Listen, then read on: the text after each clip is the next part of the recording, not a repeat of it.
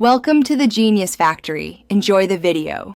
Press the lock button on the BMW X5 key fob once to lock all doors and arm the alarm. This is the primary and reliable method. You will hear a single horn chirp and see the parking lights flash to confirm locking.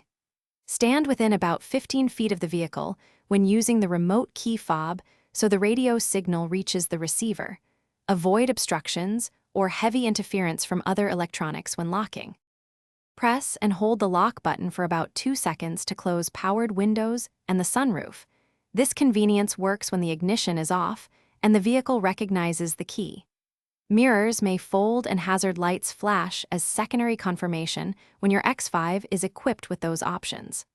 A double press is not required for these features.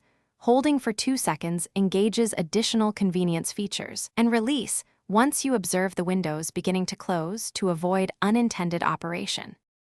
If the key battery is dead, use the mechanical key blade hidden in the fob to lock the driver door. This is the only manual backup to secure an X5 when remote functions fail. The fob uses a 3VCR2032 battery.